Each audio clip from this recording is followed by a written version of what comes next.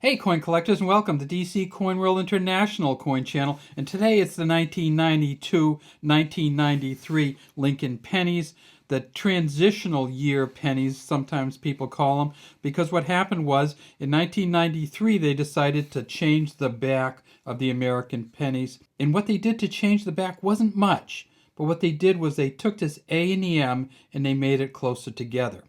So this is the 1992 Lincoln penny. You can see there's a space between the A and the M at the bottom.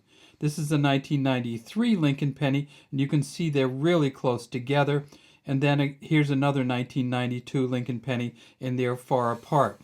So what's going on? Well, it turns out that when they do the coins every year, they actually re-engrave the back of the coins frequently, and they always re-engrave the front because the front, of course, has the date on it and the mint marks on it. So every year this is kind of re-engraved. They don't do anything major to it, but once in a while they change things like the way that the numbers look or the way that the mint mark looks. This is a Lincoln penny. It's been around since 1909. It says, "In God we trust" at the top, "Liberty behind Lincoln," 1992 down here, and if there's a mint mark, it'll be right there. If there's not, it means it's from Philadelphia. If we tip it up, we see that it is a brass coin. If we tip it up like this, we see that there is a V, a D, and a B down there for the engraver of the front, Victor David Brenner, who engraved this coin in 1909. And sometimes what happens is when you start to magnify these coins, you see that there's something different about them. And you notice this one has a split in it. So when you see a split like this, it means that during the minting process, the coin was a little off center. It actually missed the planchet a little bit, and we have this extra bit around the edge. No extra value to it, but it's kind of fun to see. This is Lincoln. Pretty good detail Lincoln here. This is from an uncirculated mint set, and that's why you can see such a great bow tie and so much of the beard and the hair on his head, and real good detail in the eyes there. We tip it over. We see it's the Lincoln Memorial reverse, which first says United States of America around the top, E pluribus unum in the center. Down at the bottom it says 1 and cent. And then way over here there's an F and a G, and that's for Frank Gasparo, the engraver of the back of these coins.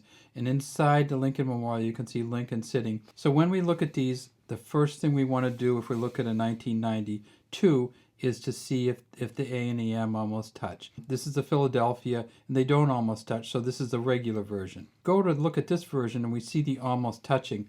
So we're pretty sure what's going to be on this one when we turn it over, and that is, we're pretty sure it's going to be a 1993, unless it's a really expensive 1992. And it turns out it is a 1993. So there's the close AM. There is the wide AM. And when we put them right near each other, you can really see the difference between the two.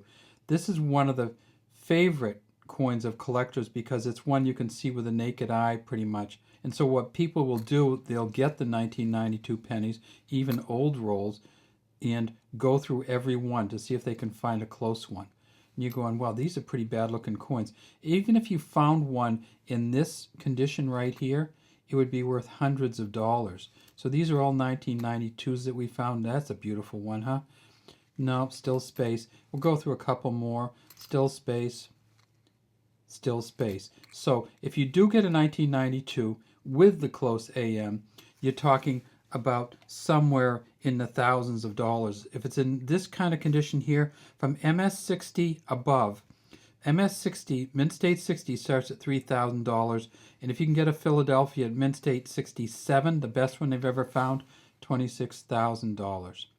But it needs to have the close AM on it. What other mints did they make it at besides Philadelphia? Well, they made them, of course, at the Denver Mint. And in Philadelphia, they made 4.6 billion. At Denver, they made 4.4 billion.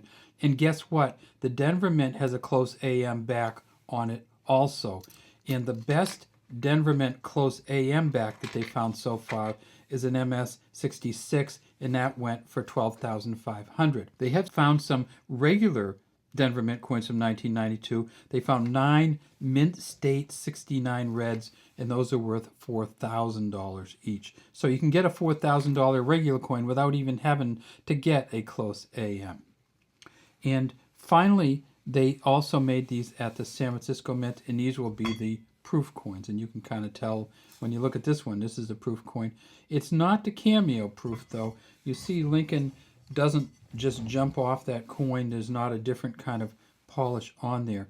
But if you did get a cameo proof from 1992, they made 4.2 million S pennies, and the cameo proofs, they found 1,100 of them at proof 70, the best you can get, and they're worth about $46. Well, what about those 1993s?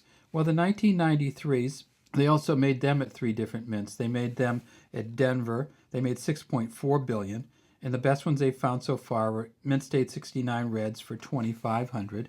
They made the 1993s at San Francisco. So this is a much better coin than the last one.